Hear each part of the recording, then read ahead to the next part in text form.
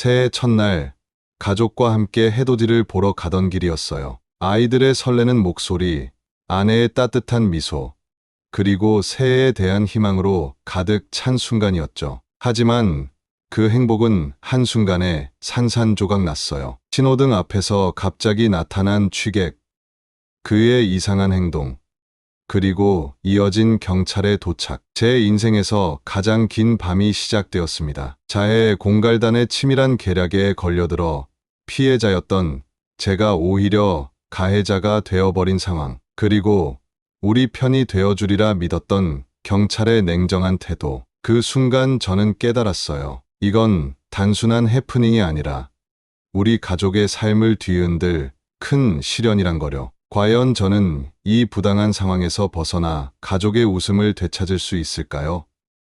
그리고 이 경험이 제게, 그리고 우리 사회에 어떤 변화를 가져올까요? 안녕하세요, 여러분. 제 이야기를 들어보시겠어요? 올해 새해 첫날에 있었던 일인데 아직도 생각하면 가슴이 답답해집니다. 그날 아침은 정말 희망찬 기분으로 시작됐어요. 전날 밤 아이들과 함께 새해 소원을 적으며 설레는 마음으로 잠들었거든요. 새벽 1시 알람 소리에 눈을 떴을 때 잠깐 후회했죠.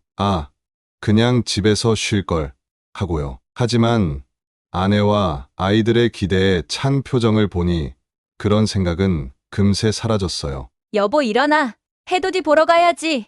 아내가 커피를 들고 와 깨우더라고요. 아이들도 벌써 일어나 준비를 하고 있었어요. 작은 아이는 보온병에 따뜻한 코코아를 담고 큰 아이는 간식거리를 챙기고 있었죠. 차에 올라탈 때 우리 가족 모두의 얼굴에는 미소가 가득했어요. 아이들은 뒷좌석에서 제잘제잘 떠들며 어떤 소원을 빌지 의논하고 있었고, 아내는 제 옆에서 커피를 마시며 행복해하고 있었죠. 저도 모르게 입가에 미소가 번졌어요. 올해는 정말 좋은 한 해가 되겠구나 하는 생각이 들었거든요. 도로는 한산했어요. 새해 첫날 새벽이라 그런지 차도 별로 없었죠. 라디오에서는 조용한 클래식 음악이 흘러나오고 있었고, 차 안의 분위기는 평화로웠어요. 창밖으로 보이는 도시의 모습은 고요했지만 어딘가 설렘이 가득한 것 같았어요. 새해의 시작을 알리는 듯한 그런 분위기 말이에요. 그런데 말이죠.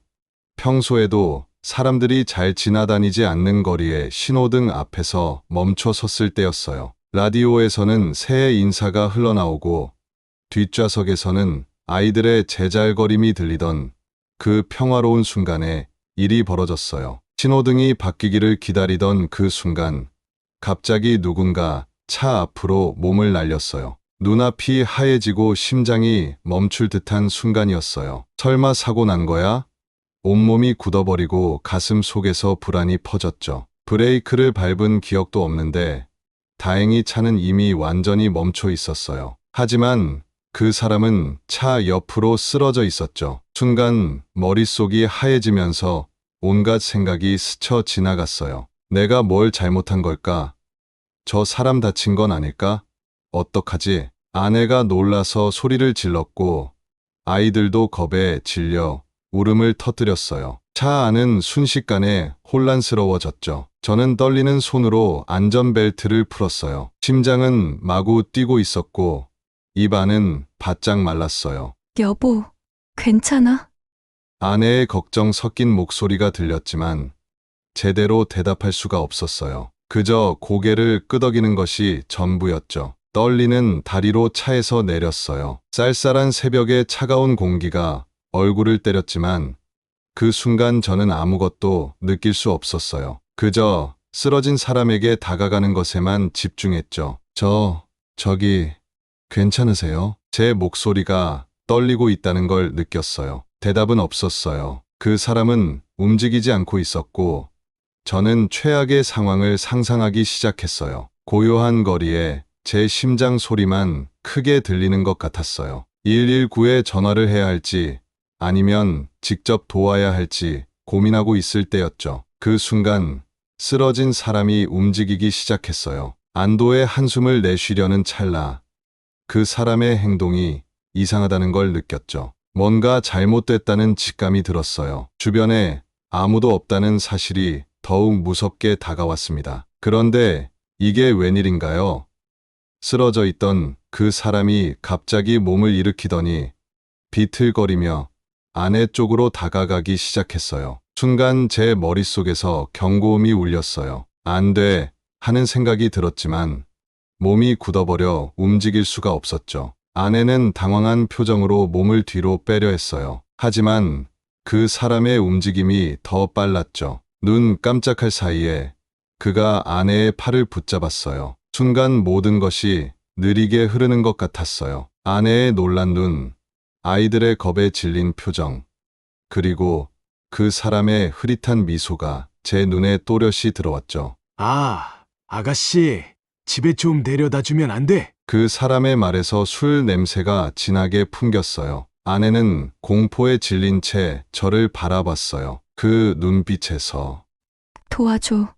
라는 말이 들리는 것 같았죠. 그제서야 저는 정신이 번쩍 들었어요. 내 가족을 지켜야 해. 라는 생각이 온몸을 관통했죠. 하지만 동시에 두려움도 밀려왔어요. 이 사람 위험한 사람인가? 폭력적으로 나올까? 어떻게 해야 우리 가족을 안전하게 지킬 수 있을까? 아이들이 울음을 터뜨리기 시작했어요. 엄마! 엄마! 하고 부르짖는 소리에 가슴이 찢어지는 것 같았죠. 저는 떨리는 손을 뻗어 그 사람의 어깨를 잡으려 했어요. 저기요. 내 아내에게서 떨어져 주세요. 그 순간 예상치 못한 일이 벌어졌어요. 뒷좌석에 있던 우리 큰 아들이 갑자기 차 문을 열고 뛰쳐나왔어요. 우리 엄마한테서 떨어져! 이 나쁜 사람아! 하고 소리치며 그 사람을 밀쳤죠. 순식간에 벌어진 일이었어요. 그 사람이 비틀거리며 뒤로 물러났고 아내는 재빨리 아이들 쪽으로 달려갔어요. 저는 본능적으로 아들 앞을 가로막았죠. 심장이 터질 것 같았어요. 아들 진정해. 일단 차분히 이야기 좀 해보자. 제 목소리가 떨리고 있다는 걸 느꼈어요. 하지만 가족을 지켜야 한다는 책임감이 저를 강하게 만들어주고 있었죠. 그 사람이 갑자기 태도를 바꾸더니 아, 미안해요. 그냥 집에 가고 싶어서. 혹시 담배라도 사게 돈 좀 줄 수 있어요? 하고 말하는 거예요. 저는 당황했어요. 이 상황을 어떻게 해결해야 할지 막막했죠. 한편으로는 빨리 이 상황에서 벗어나고 싶었고, 다른 한편으로는 이대로 넘어가면 안 된다는 생각도 들었어요. 그 순간 아내가 조용히 제 팔을 잡았어요. 여보, 그냥 돈 좀 주고 빨리 여기서 벗어나자. 아이들이 겁에 질렸잖아. 저는 깊은 한숨을 내쉬었어요. 아내의 말이 맞았죠. 지금은 가족의 안전이 최우선이었어요. 떨리는 손으로 지갑에서 10,000원짜리 한 장을 꺼내 그 사람에게 건넸어요. 여기요, 됐죠? 이제 갈 길 가세요. 그 사람은 희죽 웃으며 돈을 받아들었어요. 그리고 비틀거리며 걸어가 근처 화단에 앉았죠. 저는 그 모습을 지켜보며 복잡한 감정에 휩싸였어요. 안도감, 분노, 후회, 그리고 무력감이 뒤섞였죠. 여보, 괜찮아? 아내의 목소리에 정신이 들었어요. 저는 고개를 끄덕이며 가족을 꼭 안아주었어요. 다들 괜찮아? 너무 놀랐지? 아이들은 여전히 떨고 있었지만 조금씩 진정되는 것 같았어요. 저는 깊은 숨을 내쉬며 생각했죠. 이대로 끝나면 좋겠다. 하지만 왠지 이게 끝이 아닐 것 같은 불길한 예감이 드는 걸. 그리고 그 예감은 적중했답니다. 일단 취객을 안전하게 집으로 보내기 위해 경찰을 불렀어요. 그런데 화단에 앉아있던 취객이 갑자기 이상한 말을 하기 시작했죠. 내가 이런 거 한두 번 해본 줄 알아? 내가 너네 돈 다 뜯어줄게. 기대하라고. 처음엔 취해서 그런가 보다 하고 빨리 경찰이 오기만을 기다렸죠. 이후 경찰관이 3명 왔는데 상황이 더 이상해졌어요. 그 취객이 갑자기 아이고, 나 죽는다! 차로 사람 쳐놓고 취객 취급하네! 라고 주장하는 거예요. 비명을 지르면서요. 경찰은 그 말을 듣고 상황을 파악하려 했지만 취객의 말은 점점 더 이상해졌어요. 경찰 양반 내가 차에 부딪혀서 오른쪽 무릎이 아파 구급차 좀 불러줘. 라고 하더라고요. 저는 황당해서 경찰관에게 말했죠. 제 차는 정차 중이었고 저 분이 오른쪽에서 달려와 오른쪽 라이트에 혼자 부딪히고 쓰러졌습니다. 그러면 오른쪽 무릎 말고 왼쪽 무릎이 아파야 하는 게 정상 아닌가요? 지금 저 사람은 거짓말하고 있는 겁니다. 그런데 경찰관들은 취객의 말을 더 들어주는 것 같았고 제 설명은 무시하는 듯한 태도를 보였어요. 이게 어떻게 된 일인가? 억울함이 목 끝까지 차올랐지만 경찰은 고개를 끄덕이며 마치 사건을 빨리 마무리하고 싶어 하는 것처럼 보였어요. 왜 아무도 내 이야기를 들어주지 않는 거지? 속으로 분노가 끓어오르면서도 손이 떨리기 시작했어요. 무력감에 빠져드는 기분이었습니다. 더 놀라운 건 고참 경찰이 취객에게 또 이런 짓이냐? 고 말하는 걸 들었다는 거예요. 그 순간 이건 자의 공갈이구나 하고 깨달았죠. 하지만 경찰은 사건을 그냥 빨리 끝내려고만 했어요. 심지어 저한테 벌점과 처벌을 예고하더라고요. 아니, 이게 말이 됩니까? 저는 가만히 있다가 저 사람이 와서 박은 건데 왜 저한테 벌점을 주시려고 하세요? 제가 항의했지만 경찰은 절차상 이렇게 할 수밖에 없습니다. 라고 하더라고요. 그 순간 정말 화가 났어요. 억울함과 분노가 가슴 속에서 끌어올랐죠. 그때 경찰이 말했어요. 일단 경찰서로 가서 사고 접수를 하셔야겠습니다. 거기서 자세한 진술을 들을게요. 순간 망설여졌어요. 그냥 여기서 끝내고 집에 갈까 하는 생각도 들었죠. 아이들은 이미 지쳐 있었고 아내도 불안해하고 있었으니까요. 하지만 동시에 이대로 가면 정말 내가 잘못한 것처럼 되는 거 아닐까 하는 걱정도 들었어요. 아내가 제 팔을 잡고 조용히 말했어요. 여보, 어떡할까? 그녀의 눈에서 걱정과 피로가 보였죠. 저는 깊은 한숨을 내쉬었어요. 일단 경찰서에 가보자.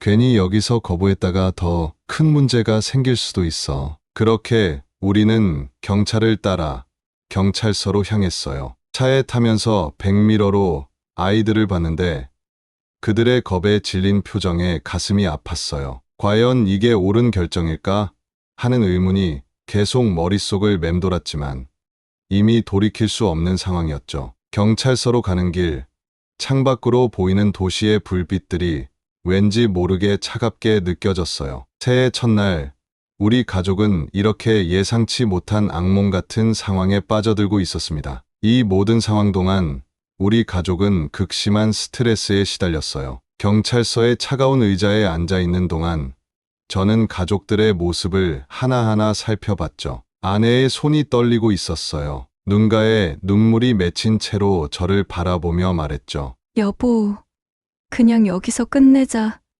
아이들이 더 이상 이걸 겪는 걸 보고 싶지 않아.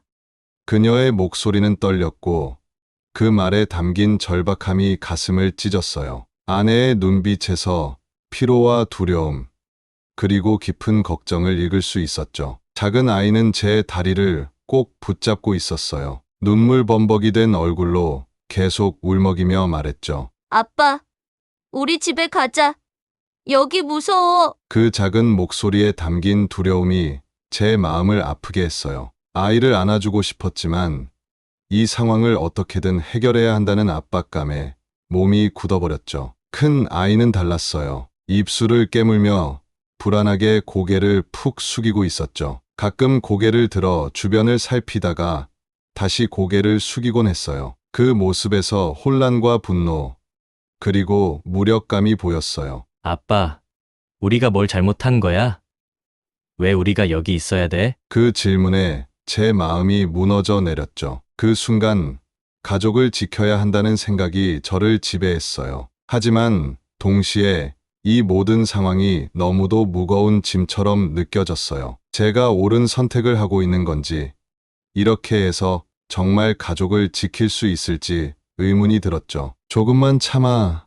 아빠가 반드시 진실을 밝힐 거야.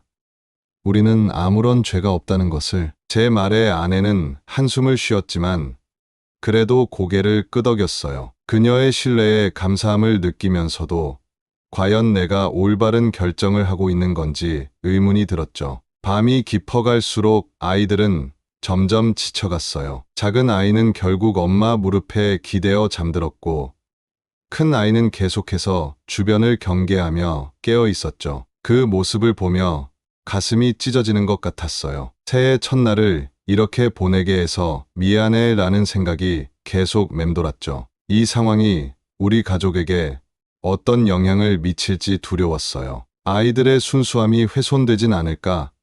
아내와 내 관계에 금이 가진 않을까? 그리고 무엇보다 이 경험이 우리 가족의 미래에 어떤 그림자를 드리울까? 이런 생각들이 제 마음을 무겁게 눌렀어요. 하지만 동시에 이 어려움을 함께 극복하면 우리 가족이 더 강해질 수 있을 거란 희망도 있었어요. 우리가 함께 이겨낸다면 아이들에게 값진 교훈을 줄 수 있을 거예요. 정의를 위해 싸우는 것, 가족이 함께 힘을 모으는 것의 중요성을 말이죠. 그래서 저는 결심했어요. 이 상황을 반드시 해결하고 우리 가족을 지키겠다고. 그것이 제가 아버지로서, 남편으로서 할 수 있는 유일한 일이었으니까요. 하지만 그 결심 속에는 두려움과 불안, 그리고 깊은 책임감이 뒤섞여 있었답니다. 여보, 괜찮아? 아내의 걱정 어린 목소리에 정신이 들었어요. 저는 강한 척 미소 지으며 대답했죠. 응, 괜찮아. 우리 함께 이겨낼 거야. 하지만 제 목소리에서 떨림을 감출 수 없었어요. 아내는 그런 저를 꼭 안아주었고 그 순간 눈물이 났어요. 우리는 서로를 의지하며 이 긴 밤을 견뎌내고 있었습니다. 차가운 형광등 불빛 아래 경찰서의 딱딱한 의자에 앉아 있었어요. 시계는 이미 새해 첫날 새벽 3시를 가리키고 있었죠. 우리가 꿈꾸던 해돋이와는 너무나도 다른 광경이었어요. 아이들은 피곤해 지쳐 의자에 웅크리고 잠들어 있었고, 아내는 걱정스러운 표정으로 그들을 바라보고 있었죠. 저는 계속해서 상황을 설명하려 했지만 누구도 제 말을 진지하게 들으려 하지 않았어요. 경찰관은 마치 기계처럼 절차상 이렇게 할 수밖에 없다는 말만 반복했죠. 제 말은 듣지 않고 있다는 듯이요. 내 입장은 어디에도 반영되지 않는다는 생각에 벽에 부딪힌 기분이 들었어요. 아무 죄 없는 사람을 지키는 법이 막상 나를 보호해주지 못한다는 사실이 이렇게나 고통스러울 줄은 몰랐습니다. 무력감이 손끝에서부터 발끝까지 퍼져나갔고 그 자리에 서 있는 것만으로도 숨이 막힐 지경이었어요. 경찰의 부름에 달려온 보험사 직원도 와서 상황을 확인했는데 그저 새벽에 서로 고생하지 마시고 빨리 합의하세요. 라는 말만 반복하더라고요. 그 말을 들을 때마다 가슴이 찢어지는 것 같았어요. 내가 잘못한 게 뭐지? 왜 아무도 내 편이 되어주지 않는 거야? 라는 생각이 계속 맴돌았죠. 저는 점점 더 고립된 기분이 들었어요. 누구도 제 편이 되어주지 않는 것 같았거든요. 경찰관들은 무관심한 표정으로 서류만 작성하고 있었고, 취객은 여전히 자신의 주장을 굽히지 않았어요. 그 모습을 보며 우리나라의 법 체계에 대한 신뢰가 무너지는 걸 느꼈어요. 증거가 부족합니다. 당신의 주장을 뒷받침할 만한 게 없어요. 경찰관의 말에 제 심장이 무너지는 것 같았어요. 블랙박스는 있었지만 취객이 교묘하게 사각지대에서 부딪혀 영상이 찍히지도 않았고 목격자도 없었죠. 주변에 도로 시트도 없었어요. 그저 제 말과 취객의 말, 그 둘뿐이었어요. 그리고 법은 취객의 편을 들고 있었죠. 결국 서로 제대로 된 증거가 없다는 이유로 저는 신호위반 벌점을 받았어요. 그 순간 제 안에서 무언가가 부서지는 것을 느꼈어요. 정의에 대한 믿음, 법에 대한 신뢰, 그리고 세상이 공평하다는 생각이 모두 산산조각 났죠. 벌점 통지서를 받아들며 손이 떨렸어요. 이게 현실이라는 게 믿기지 않았죠. 아내가 제 어깨에 손을 얹었지만 그 따뜻함조차 느껴지지 않았어요. 아빠, 우리가 대체 뭘 잘못했다는 거야? 큰 아이의 물음에 대답할 수가 없었어요. 어떻게 설명해야 할까요? 세상이 항상 공평하지 않다는 걸. 때로는 억울한 일을 당해도 참아야 한다는 걸 어떻게 아이에게 이해시켜야 할까요? 경찰서를 나서는 순간 차가운 새해 첫날의 공기가 얼굴을 때렸어요. 하늘은 이미 밝아오고 있었죠. 우리가 보려고 했던 해돋이는 이미 지나가 버렸어요. 그 순간 깊은 상실감이 밀려왔습니다. 차에 올라타면서 백미러로 경찰서를 바라봤어요. 그곳에 제 믿음과 희망, 그리고 새해의 기대가 모두 남겨진 것 같았죠. 시동을 걸며 생각했어요. 이대로 끝낼 순 없어. 반드시 진실을 밝히고 말 거야. 집으로 향하는 길, 차 안은 무거운 침묵으로 가득했어요. 하지만 그 침묵 속에서 저는 결심했습니다. 이 부당한 상황에 맞서 싸우기로요. 비록 지금은 무력하고 절망적이지만 포기하지 않겠다고. 그것이 제가 가족에게 그리고 저 자신에게 할 수 있는 유일한 약속이었으니까요. 집으로 돌아오는 길, 차 안은 무거운 침묵으로 가득했어요. 아이들은 여전히 겁에 질려 있었고 아내는 그저 지친 표정이었죠. 저는 운전대를 꽉 잡은 채 아무 말도 할 수 없었어요. 집에 도착해서는 가족들에게 액땜했다 생각하자 라고 말했어요. 하지만 속으로는 분노와 좌절감이 가득했죠. 어떻게 이런 일이 일어날 수 있는지, 왜 아무도 우리 편이 되어주지 않았는지 이해할 수 없었어요. 그날 밤 잠들지 못하고 계속 생각했어요. 내가 뭘 잘못했나? 다르게 대처할 수 있었을까? 하는 생각들이 머릿속을 맴돌았죠. 그리고 우리 사회의 문제점에 대해서도 깊이 생각하게 됐어요. 왜 이런 사기꾼들이 계속해서 활개를 치고 있는지, 왜 경찰은 이런 상황을 제대로 처리하지 못하는지 말이에요. 며칠 뒤 예상치 못한 곳에서 그 취객을 다시 마주쳤어요. 여전히 같은 짓을 하고 있었죠. 이번에는 다른 차에 몸을 던지며 돈을 요구하는 모습을 봤을 때 내 안에 억눌렸던 분노가 차오르는 걸 느꼈어요. 그때의 수치스러움과 무력감이 한꺼번에 떠올라 눈앞이 아득해졌죠. 또 다른 사람이 나처럼 피해를 보겠구나라는 생각에 몸이 떨렸습니다. 순간 그에게 다가가 따지고 싶었어요. 대체 왜 이런 짓을 계속하고 다니는 겁니까? 하고 묻고 싶은 충동에 휩싸였죠. 가슴 속에서는 분노와 정의감, 그리고 두려움이 뒤섞여 소용돌이쳤어요. 그날 밤 경찰서에서 느꼈던 무력감, 아이들의 겁에 질린 표정, 아내의 걱정, 어린 눈빛이 모두 떠올랐죠. 하지만 머릿속에서는 여러 시나리오가 빠르게 스쳐 지나갔어요. 내가 나서면 또 다른 문제가 생길 수도 있다는 생각이 들었죠. 이미 변호사와 상담을 하고 법적 대응을 준비 중이었지만 그 과정이 얼마나 복잡하고 힘들지 모른다는 걸 알고 있었어요. 불필요한 충돌로 지금까지의 노력이 물거품이 되는 건 피하고 싶었죠. 냉정해져야 해. 지금은 참아야 해라고 스스로를 다잡았어요. 그래서 한숨을 삼키며 경찰에 신고했어요. 하지만 경찰은 현행범이 아니면 잡기 어렵다는 말로 나를 무력하게 만들었어요. 아니, 이렇게 뻔히 사기를 치고 있는 상황을 보고도 잡을 수 없다니 나는 답답함에 속이 터질 것 같았어요. 그 순간 내 안에서 무언가가 확 바뀌는 걸 느꼈어요. 이대로 물러설 수는 없다는 강한 결의가 생겼죠. 내가 겪은 부당한 일, 그리고 지금 이 순간에도 벌어지고 있는 비슷한 사건들을 그냥 넘어갈 수 없었어요. 집으로 돌아오는 길, 머릿속은 복잡한 생각들로 가득했어요. 어떻게 하면 이 문제를 해결할 수 있을까? 법적 대응을 어떻게 더 효과적으로 할 수 있을까? 혼자 힘으로는 어렵다는 걸 알았지만 그렇다고 포기할 수는 없었죠. 그날 밤 아내에게 모든 걸 털어놓았어요. 제 고민을 듣던 아내는 잠시 생각에 잠기더니 말했죠. 여보, 당신이 옳다고 생각하는 일을 해. 우리 가족이 곁에서 힘이 되어줄게.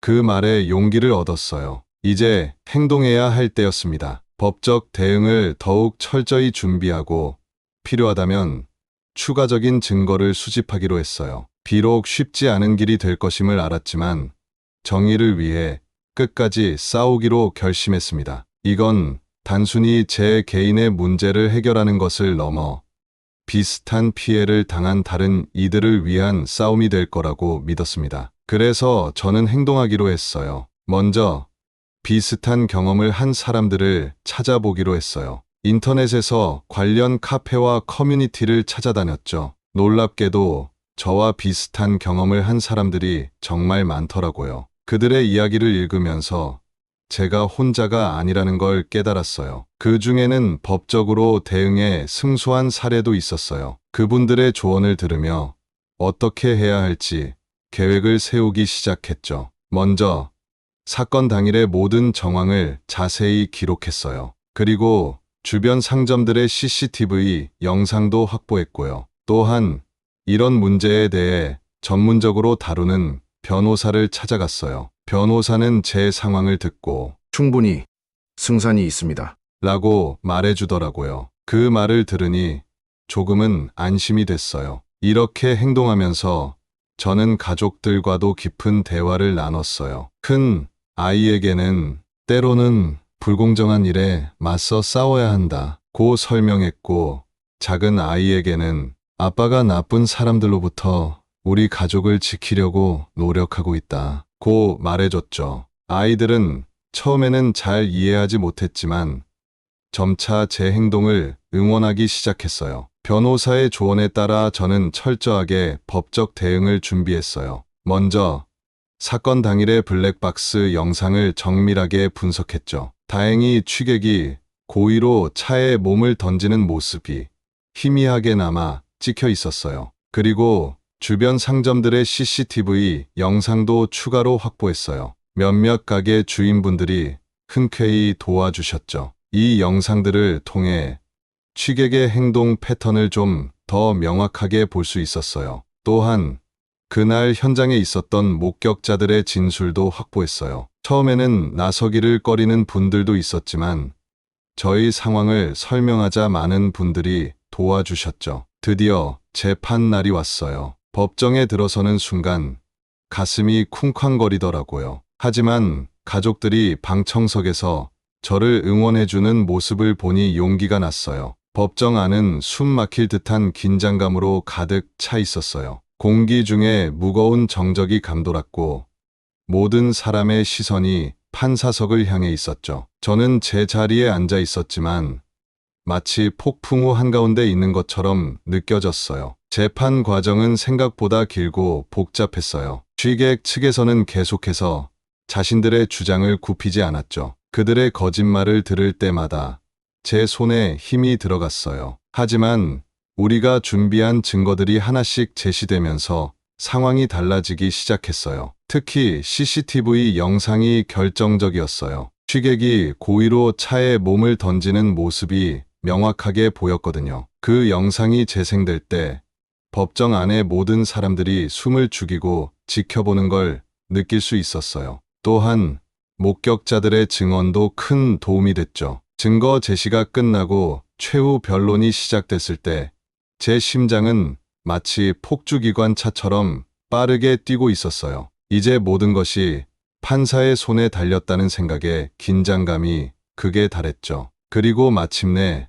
판결의 순간이 왔어요. 판사가 입을 열자 법정 안은 완전한 침묵에 빠졌어요. 제 귀에는 제 심장 소리만 크게 들리는 것 같았죠. 손은 땀으로 젖었고 다리는 떨리고 있었어요. 판사가 판결문을 읽어 내려가는 그 짧은 순간이 마치 영원처럼 느껴졌어요. 이제 끝인가 하는 생각이 머릿속을 스쳐 지나갔죠. 그리고 마침내 판사의 입에서 그 말이 나왔어요. 피고의 행위를 사기로 인정하고 원고에 대한 모든 혐의를 기각합니다. 그 순간 세상이 한꺼번에 무너져 내리는 듯한 해방감을 느꼈어요. 그동안 쌓였던 억울함과 분노가 한순간에 사라지며 눈물이 나왔습니다. 아내가 제 손을 꼭 잡았고 아이들은 방청석에서 환호성을 질렀어요. 판사님이 판결문을 읽으실 때 저는 눈물을 참을 수 없었어요. 그동안의 스트레스와 불안감이 한순간에 해소되는 것 같았거든요. 아내는 제 어깨를 감싸 안았고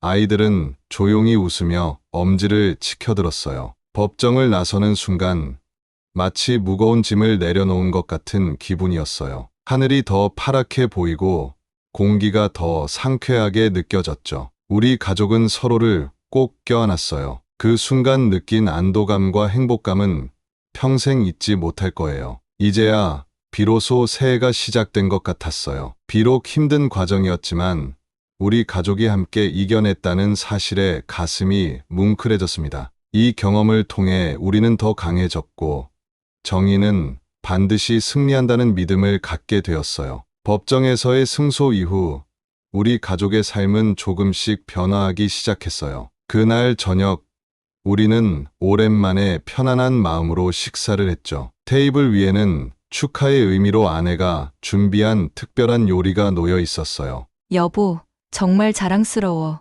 끝까지 포기하지 않고 싸우느라 고생했어.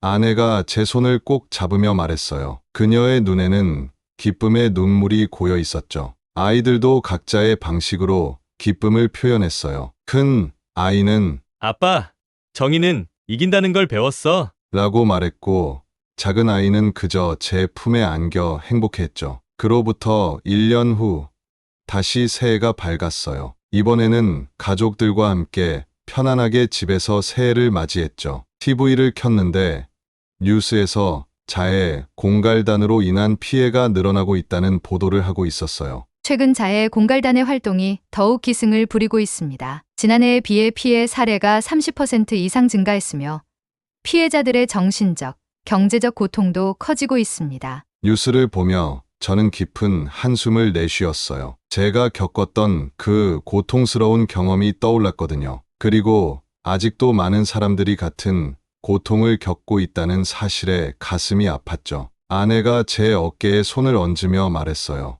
여보, 괜찮아? 이제 다 지난 일이야. 너무 마음에 담아두지 마. 저는 고개를 끄덕이며 대답했어요. 응.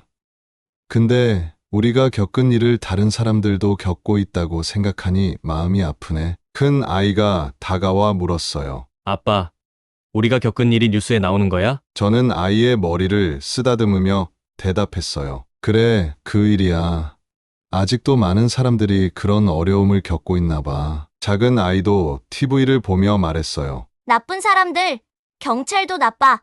아무 잘못 없는 우리는 잡아놓고 왜 저런 사람들은 안 잡아가? 저는 잠시 생각에 잠겼다가 대답했어요. 그래, 정말 나쁜 짓이지. 하지만 우리처럼 끝까지 싸우는 사람들이 있어. 언젠가는 반드시 이 문제가 해결될 거야. 아내가 따뜻한 미소를 지으며 말했어요. 여보, 우리가 겪은 일이 헛되지 않았네. 당신이 포기하지 않고 끝까지 싸워준 덕분에 우리 가족은 이겨낼 수 있었어. 앞으로도 이런 일을 겪는 사람들에게 힘이 되어줄 수 있을 것 같아.